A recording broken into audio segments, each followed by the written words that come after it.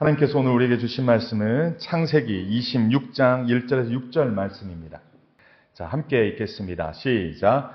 아브라함 때에 첫 흉년이 들었더니 그 땅에 또 흉년이 들매 이삭이 그랄로 가서 블레셋 왕 아비멜렉에 이르렀더니 여호와께서 이삭에게 나타나 이르시되 애굽으로 내려가지 말고 내가 너에게 지시하는 땅에 거주하라. 이 땅에 거류하면 내가 너와 함께 있어 내게 복을 주고 내가 이 모든 땅을 너와 내 자손에게 주리라. 내가 내 아버지 아브라함에게 맹세한 것을 이루어 네 자손을 하늘의 별과 같이 번성하게 하며 이 모든 땅을 내 자손에게 주리니 내 자손으로 말미암아 천하 만민이 복을 받으리라.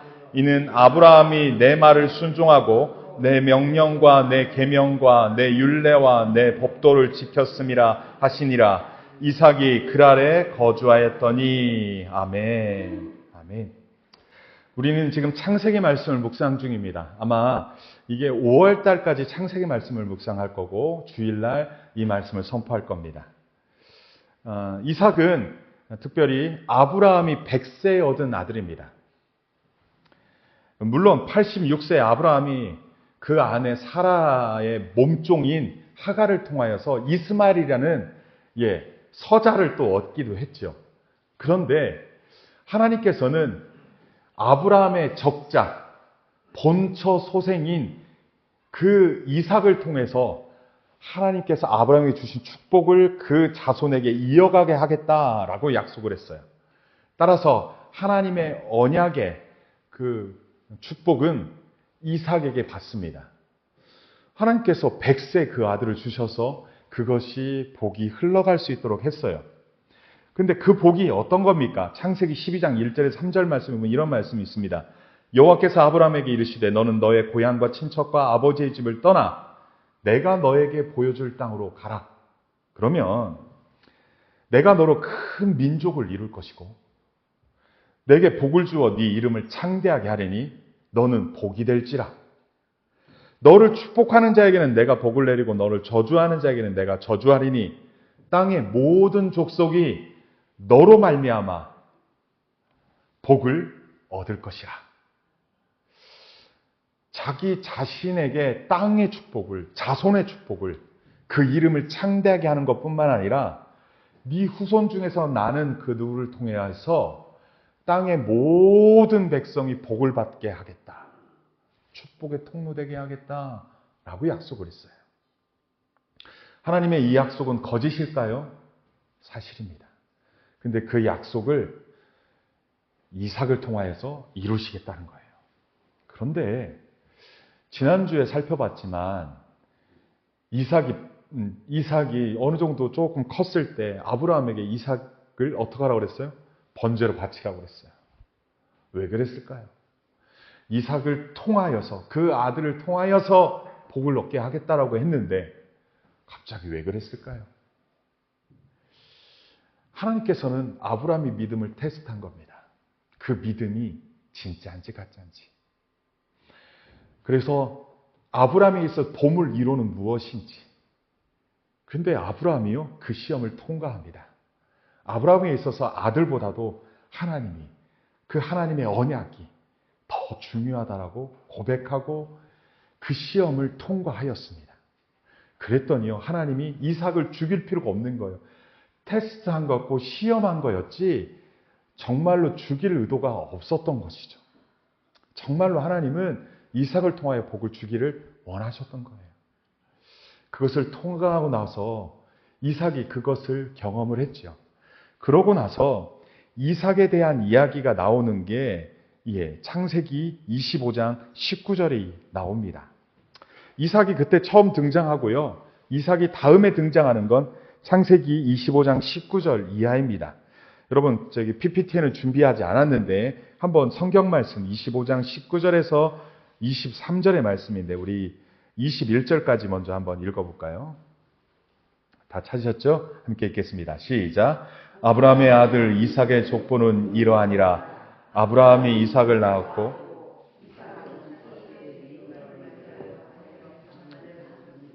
리브가는 밧단 아람의 아람 족속 중 부두엘의 딸이요 아람 족속 중 라반의 누이였더라. 이삭이 그의 아내가 임신하지 못하므로 그를 위하여 여호와께 간구하매 여호와께서 그의 간구를 들으셨으므로 그의 아내 리브가가 임신하였더니. 성경에서 갑자기 이삭이 중심되어져서 나오는 본문이 등장을 하죠. 아브라함이 이삭의 아내를 맞이하기 위해서 아브라함의 친척이 있는 900km 정도 되는 거리예요. 900km. 900km 정도 되는 먼 거리에 있는 친척들에게 이삭의 아내를 찾고자 자기 종을 보냅니다. 그래서 데리고 오게 하죠. 그래서 이삭이 40세에 결혼을 합니다.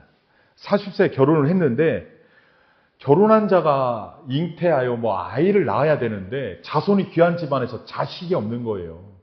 1년, 2년 기다렸는데 자식이 없는 거예요. 그런데 그 상황 가운데 자식이 없는 불임의 상황 가운데 이삭은 어떻게 했습니까? 리브가와 함께 어떻게 했습니까? 오늘 본문에서 이삭이 그의 아내가 임신하지 못함으로 그를 위하여 뭐 했어요? 여호와께 뭐 했어요? 간구했다고 말합니다. 인생에 있어서 하나님의 축복을 받은 자이고 하나님의 축복을 받았다라고 하나님의 언약의 말씀이 주어졌지만 그에게 첫 번째 찾아온 것은 불임이라고 하는 문제, 잉태하지 못한다고 하는 문제 앞에 봉착합니다. 근데 그 문제 앞에 하나님을 믿는 이삭은 어떻게 했습니까? 그 문제를 놓고 기도하였습니다. 몇 년 동안 기도했다라고 그래요? 26절이네요. 26절 말씀을 같이 한번 읽어볼까요? 시작. 후에 나온 아우는 손으로 에서의 발꿈치를 잡았으므로 그 이름을 야곱이라 하였으며 리브가가 그들을 낳은 때가 이삭이 60세였더라. 그렇다면 이삭과 리브가가 몇 년간 기도하면서 하나님을 의지했다는 거예요. 여러분 문제가 혹시 있습니까? 삶의 문제가 있습니까? 여러분 힘든 겨정들이 혹시 있습니까? 그 속에서 힘들고 어렵고 그리고 그 문제 앞에서 해결되지 않은 문제 앞에서 여러분 몇 년을 기도하셨습니까? 이삭과 리브가는 20년을 기도했어요. 어떤 기도는 즉시 응답하는 것도 있지만 어떤 기도는 오랜 세월을 기도합니다. 그런데요, 여러분 혹시 아십니까? 아브라함과 사라는 몇 년 만에 이삭을 얻었습니까? 100세잖아요. 100세 얻었잖아요. 25년 만에. 이삭을 낳기 전에 아브라함은 기도했습니까? 기도했다는 내용은 잘 보이지 않습니다. 잉태하지 못하자 어떻게 했습니까? 그 아내 사라와 아브라함은 하갈이라는 사라의 몸종을 통하여서 85세에 합궁하게 만듭니다. 그리고 86세에 이스마엘을 낳았죠.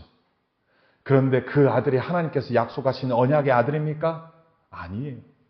그렇다면 이스마엘은 어떻게 해서 생겨난 겁니까? 하나님의 약속을 이어받을, 하나님의 기업을 이어받을 자녀입니까? 아니요, 그렇지 않습니다. 인간적인 방법이었고 편법을 통하여서 자식을 생산한 것입니다. 여러분, 이삭의 첫 번째 모습을 보면 이삭은 20년 동안 편법을 사용하지 않았고 인간적인 방법을 사용하지 않았고 하나님께 오로지 기도하며 하나님이 줄 때까지를 기다렸던 것입니다. 아버지 아브라함은 어떻게 보면 아내 사라의 요구에 하갈이라는 몸종을 통하여 아이를 얻었지만 사실은 그것이 분쟁과 다툼의 계기가 됩니다. 여러분, 이삭의 첫 번째 등장하는 이 본문을 통하여서 믿음의 조상 아브라함도 그렇게 하지 않았는데 이삭은요, 아브라함의 실수, 아브라함의 잘못을 그 부분은 세습하지 않았습니다. 왜냐하면요, 어머니가 그것을 고생했다는 걸 아들 이삭이 알았던 거예요. 이스마엘을 낳은 하갈이 어머니를 어떻게 대했습니까? 어떻게 대했습니까? 이삭이 젖을 떼고 집안에서 잔치를 벌였을 때 이스마엘이 이삭을 조롱하였고 놀렸습니다. 그것을 본 사라가 어떻게 했습니까? 그것으로 인하여 견딜 수가 없었습니다. 내쫓는 일이 벌어집니다. 그리고 아브라함이 이삭의 아버지 아브라함이 죽고 나서 이스마엘도 와서 같은 장례에 참여했습니다. 이삭은요, 절대로 본처를 통해서만 자녀를 낳겠다는 강한 의지와 결단이 있었던 거 아닐까 싶습니다. 그래서 이삭은요, 문제 앞에서 편법이나 세상의 방법이나 인간적인 방법을 쓰지 아니하고 오직 하나님만 의지하고 오직 하나님께서 내 씨로부터 하나님의 은혜를, 하나님의 복을, 하나님의 언약을 성취할 거라는 확신한 믿음을 가지고 믿음으로 기도하며 인내하며 버텼던 것입니다.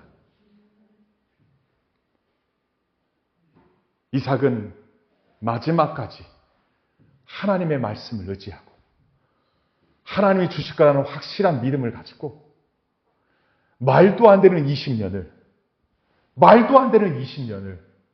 버티며 기도하며 하나님을 의지했다는 것입니다. 여러분, 이삭의 이 믿음을 우리가 본받기를 소원합니다. 여러분, 인간적인 방법, 세상적인 방법, 편법을 통하여서 어떠한 문제 앞에서 임기응변으로 또는 어떠한 상황 가운데 그걸로 즉흥적으로 막 뭔가를 해결할 때는 그 조급함으로 행동하는 그 행동마다 늘 문제가 터져요. 문제가 터져요. 우리 모두 다 편법이요 인간적인 방법이 아니라 하나님의 말씀으로 하나님의 말씀대로 순종하고 나아가 하나님의 언약을 성취하는 저와 여러분 되기를 주님의 이름으로 간절히 축원합니다. 두 번째, 이삭이 등장하는 본문은 26장 1절부터 내용입니다. 오늘 본문 우리가 읽었던 본문이죠. 아브라함 때 첫 흉년이 들었더니 적이 있어요. 창세기 12장 또는 그 이후에 20장에도 등장하는데요.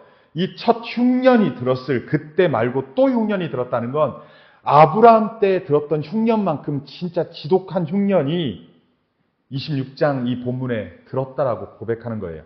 기록하는 거예요. 그래서 또 흉년이 들매 이삭이 어떻게 했어요? 우리 26장 1절을 한번 같이 읽겠습니다. 시작.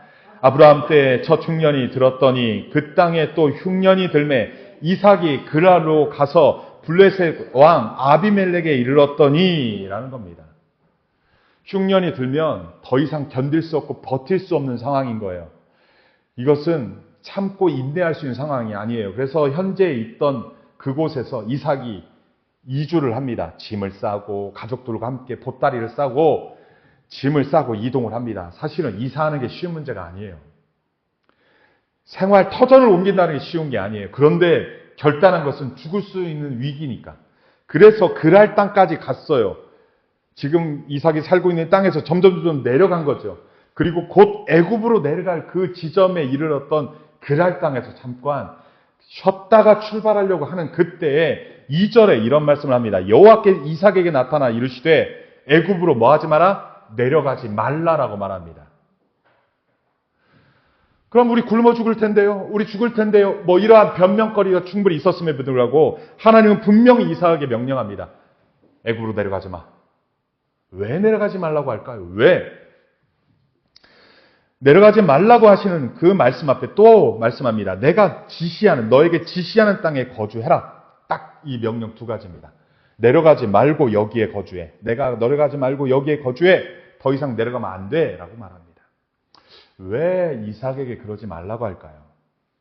사실은요, 아브라함이 이삭의 아내를 데려오기 위해서 900km 떨어진 지금의 터키 북부 지역 정도까지 가서 아내를 데려오라고 하는데 그 종이 이런 말을 한 적이 있습니다. 주인이여, 만약에 이삭의 아내 될 사람을 찾았는데 하나님이 만나게 했는데 그 아내 될 사람이 자기 신랑 될 사람을 보지 않고는 내려가지 않겠다라고 말한다면 이삭을 다시 불러오리까? 이삭을 데려가는 게 맞지 않습니까? 라고 말합니다. 그럴 때 아브라함이 뭐라고 말합니까? 그 종에게 절대로 이삭을 그 땅으로 불러들이지 마라. 절대로 이삭을 이 가나안 땅, 그 땅에서 데려가지 마라. 그 종이 말합니다. 만약에요, 데려오지 않아서 그 딸을 주지 않는다고 얘기한다면 그래도 그렇습니까? 그래도 갈 수 없다.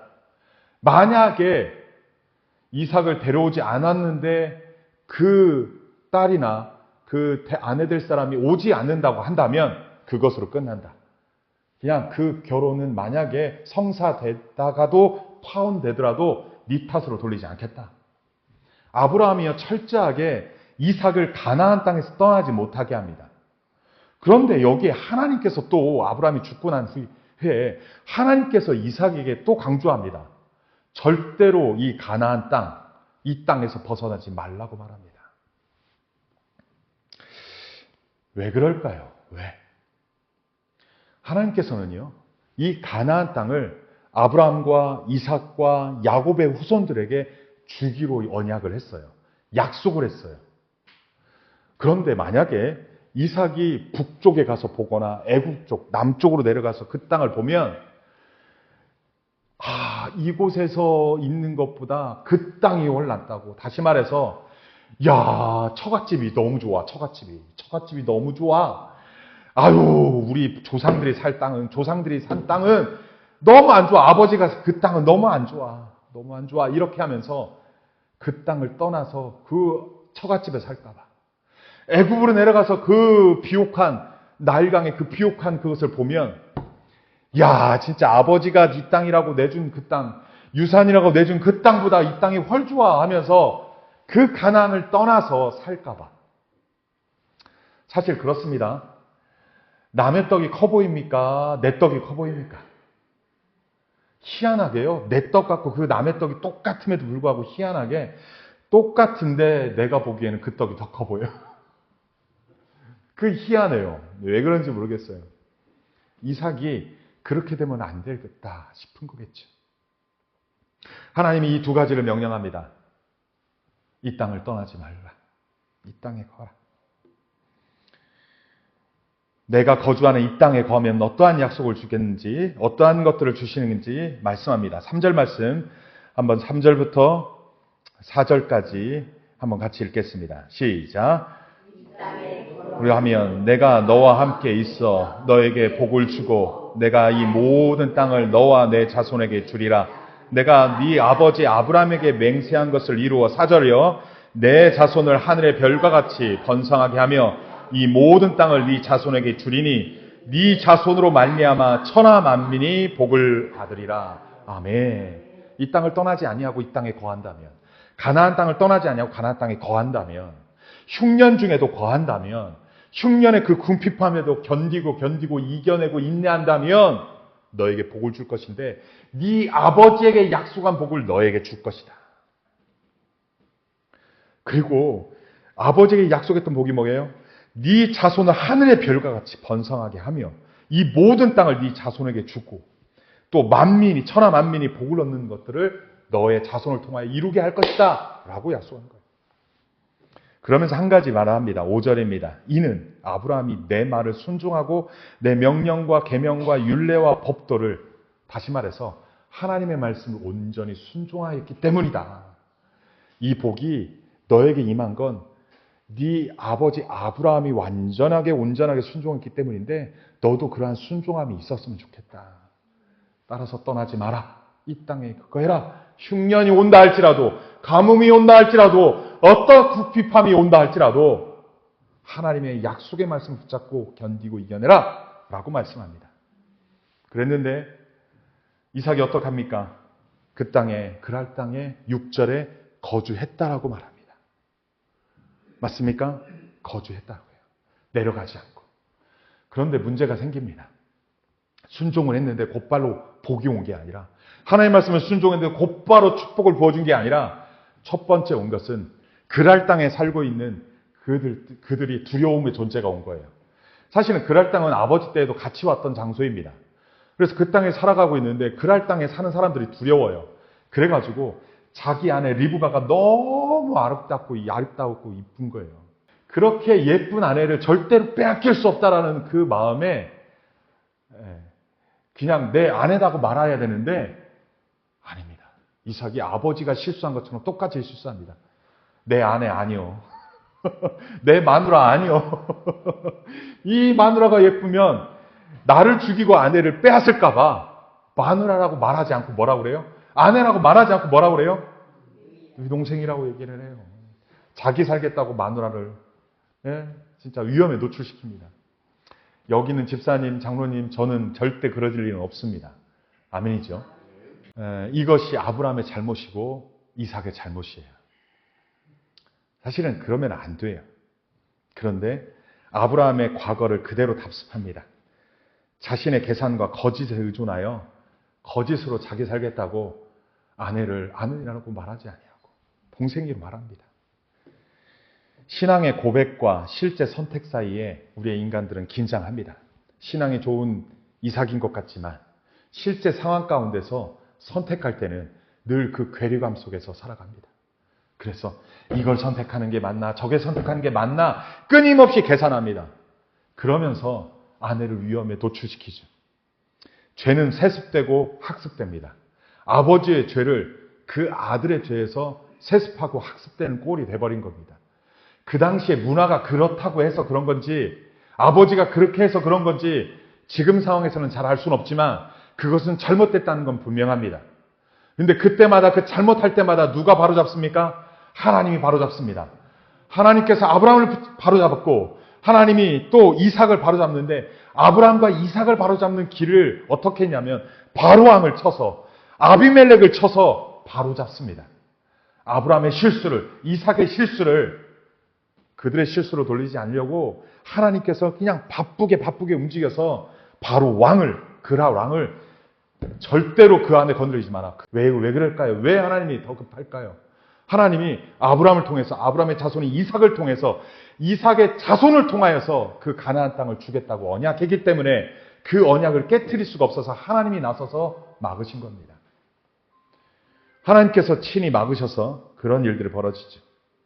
인간의 성품적 결합이나 편법이나 거짓의 그 악한 유산은 십자가 앞에서 끊어버려야 합니다. 더 이상 이런 일이 반복되지 않도록 십자가에 못 박아야 할 것입니다. 8절 말씀해 보겠습니다. 8절. 26장 8절 같이 한번 읽겠습니다. 이삭이 거기 오래 거주하였더니 이삭이 그 아내 리브가를 꾀하는 것을 블레셋 왕 아비멜렉이 창으로 내다본지라. 이에 아비멜렉이 이삭을 불러서 야 분명히 네 아내 아니냐. 사랑스러운 웃음을 보이면서 사랑스럽게 아내를 꾀하는 장면을 목도한 아비멜렉은 저거 틀림없이 동생이 아니라 마누라야, 아내야.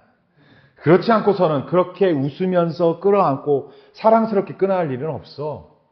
그러면서 아비멜렉이 말합니다.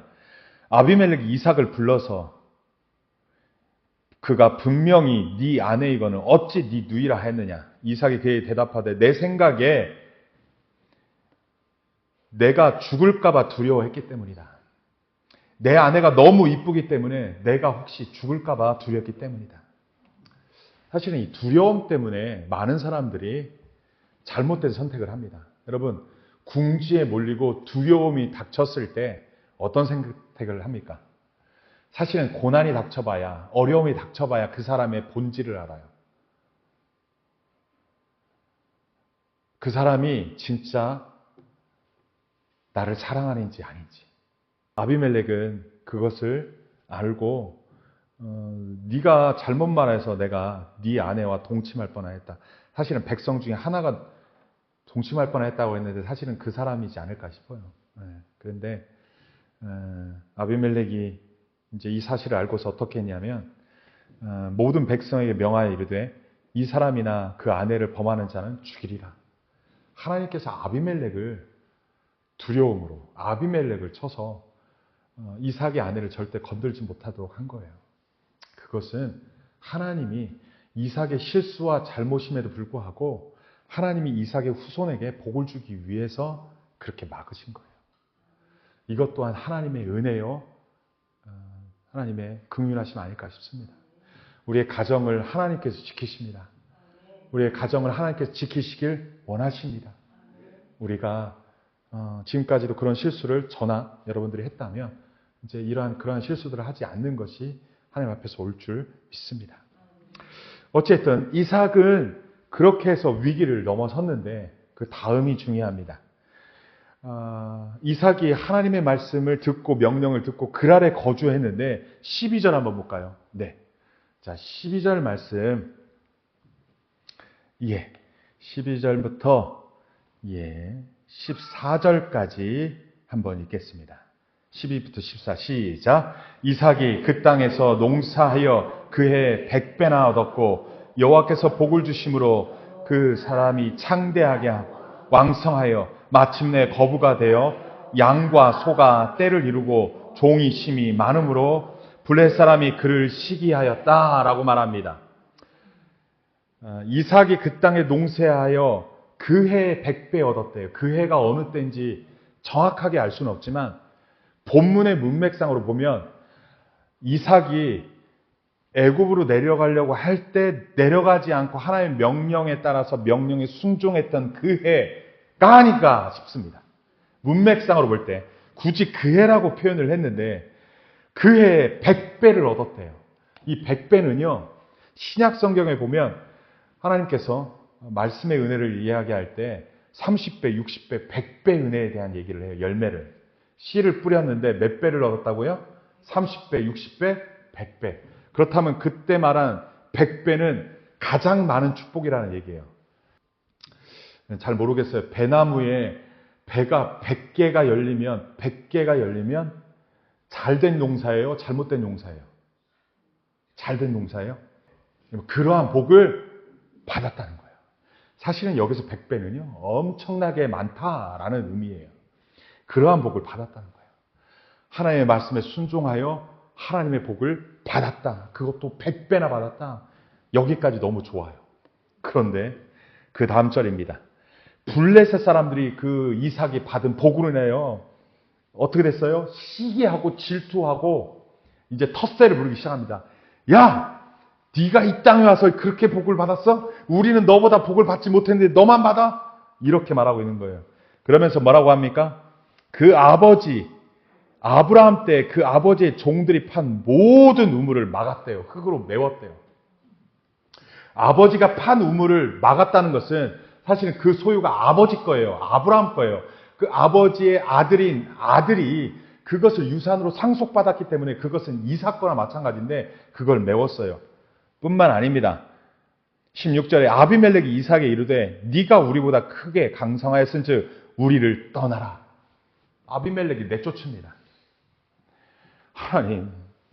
하나님의 말씀대로 순종했더니 100배의 축복을 얻어서 좋았지만 하나님이 여기서 다시 쫓겨나라고 하는 건 뭡니까?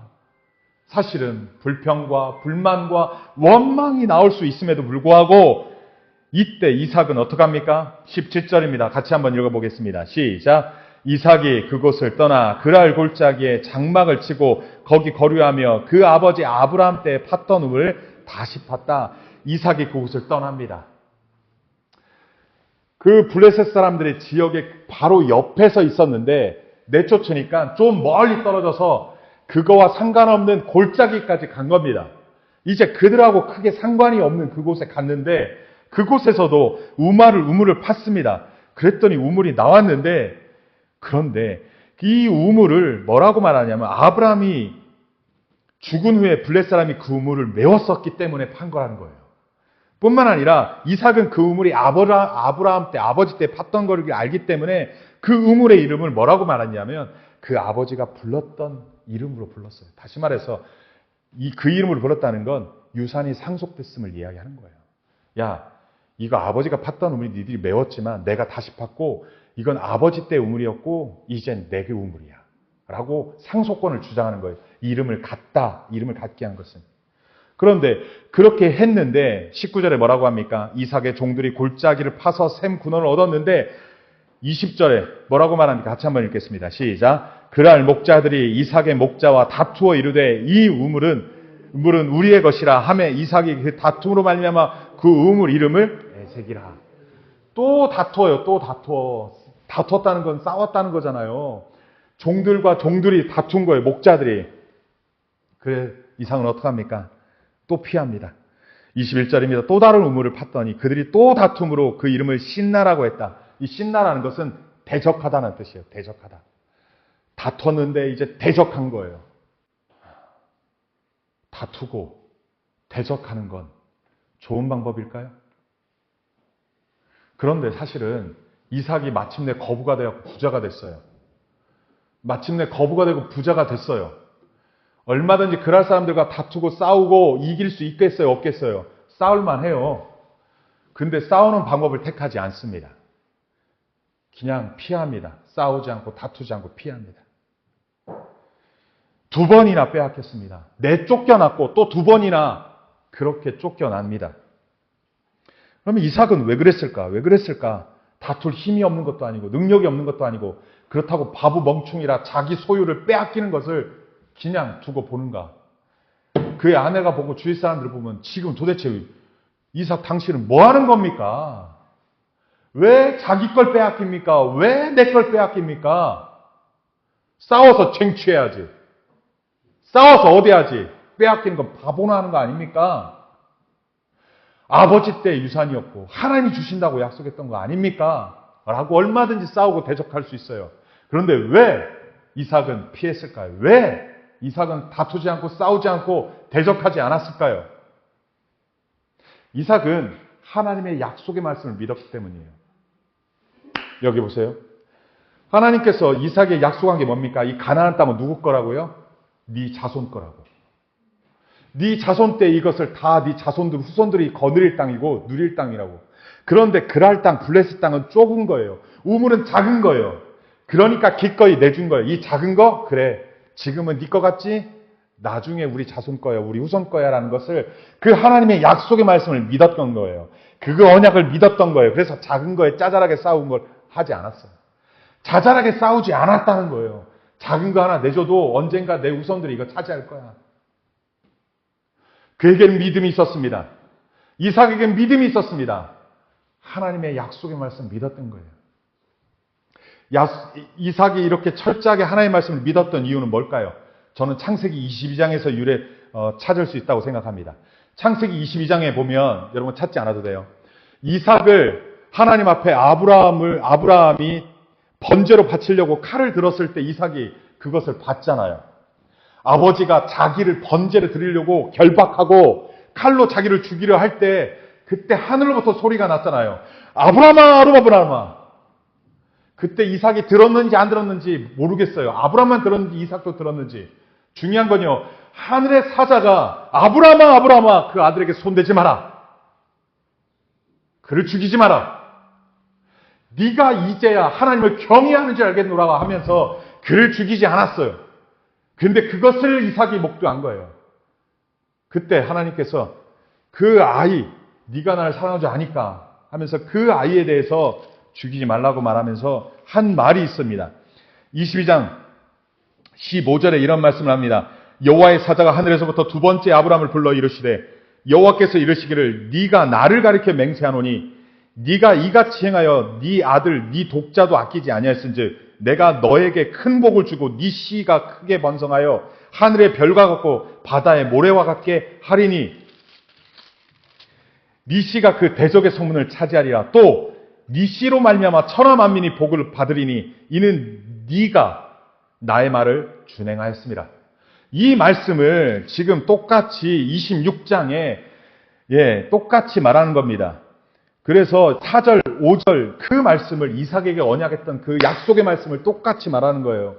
네 자손의 하늘의 별과 같이 번성하게 하며 이 모든 땅을 네 자손에게 주리니 네 자손으로 말미암아 천하 만민이 복을 받으리라. 이 말씀을 그때 이삭이 어렸을 때 번제로 바치려고 했을 그때에도 들었지만 지금 자기가 하나님 앞에 그랄 땅에서 애굽으로 내려가기 직전에 또 그 약속을 하신 하나님이라면 이건 진짜구나 라는 걸 알았을 거예요. 특별히 아버지 때는 그가 눈으로 목격했는지 안 됐는지 모르겠지만 오늘 창세기 26장 2절의 말씀에 보면 여호와께서 이삭에게 나타나서 말씀했다라고 말합니다. 이삭이 하나님을 본 것입니다. 아버지 때는 하나님의 임재까지는 봤을지 모르겠지만 이제는 자기에게 확실히 하나님께서 약속하신 겁니다.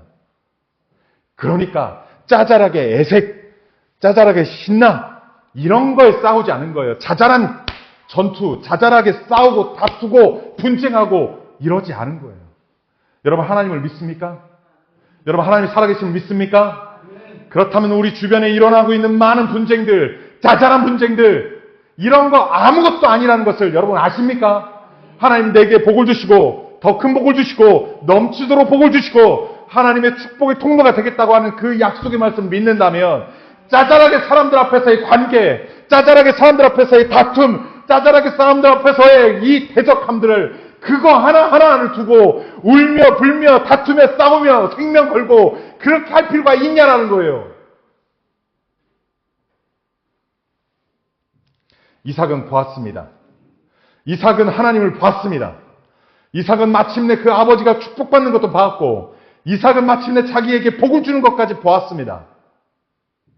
따라서 사탄의 졸개들이 나를 대적하고 어둠의 자식들이 나를 대적하고 나를 힘들게 하고 나를 격동케 하고 나를 그렇게 조롱한다 할지라도 내가 굳이 그들을 대적할 필요가 없다라는 거예요. 하나님이 책임져 주시니까. 하나님이 내게 반드시 복주고 내 자손들에게 주겠다고 약속하시니까. 이삭은 그걸 믿은 거예요. 이삭은 그걸 믿은 거예요. 그래서 그 믿음으로 나아간 겁니다. 아브라함이 이삭을 번제로 바치려고 할 때 그 유혹을, 그 시험을 통과한 것처럼 이삭도 이 시험을 통과함으로 말미암아 마침내 하나님의 축복을 받아 누립니다. 여러분에게 도전합니다. 하나님이 여러분을 시험하는 시험거리들이 곳곳마다 있을 수 있어요. 축복도 주고 때로는 시험거리도 주고 때로는 그렇습니다. 하지만 그때마다 우리는 무엇을 붙잡고 살아야 합니까? 무엇을 의지하고 살아야 합니까? 하나님의 약속의 말씀을, 그 하나님을 붙잡고 살아가시는 저와 여러분 되길 바랍니다. 짜잘하게 작은 거 하나에 연연하고 짜잘하게 작은 거 하나에 생명 걸고 짜잘하게 작은 거 하나에 하나님의 그 축복의 구속사의 그 위대한 일들을 자꾸 그르치지 말고 하나님의 진정한 축복의 통로 다 되시는 저와 여러분 되시기를 주님의 이름으로 간절히 축원합니다. 기도하겠습니다. 하나님 아버지, 우리가 살면서 많은 문제들을 봉착합니다. 그러나 이삭은 그때마다 하나님의 약속을 붙잡고 믿음으로 살았던 모습을 봅니다. 하나님, 우리들도 이 이삭과 같이 하나님의 약속의 말씀을 붙잡고 언약을 붙잡고 사람들과 관계에서 대적하고 싸우고 다투는 자가 아니라 용납하고 용서하고 그렇게 온유한 자로서 살아가는 자들 되게 하여 주옵소서. 복은 사람에게서 쟁취하고 빼앗는 것이 아니라 복은 하나님께서 주시는 것을 받아 누리는 것임을 잊지 않게 하시고 빼앗아서 얻으려고 하는 거, 빼앗기지 않으려고 몸부림치는 거, 이러한 것에서부터 내려앉아 이제는 하나님이 주실 때까지 기다리는, 하나님께서 주시는 그것을 온전히 받아 누리는 참 복된 자 되게 하여 주옵소서. 그리하여 하나님의 축복의 통로의 역할들을 감당하는 하나님의 사람들 다 되게 인도하여 주옵소서. 그렇게 행하실 주님을 찬양 감사드리며 예수님의 이름으로 기도하옵나이다. 아멘.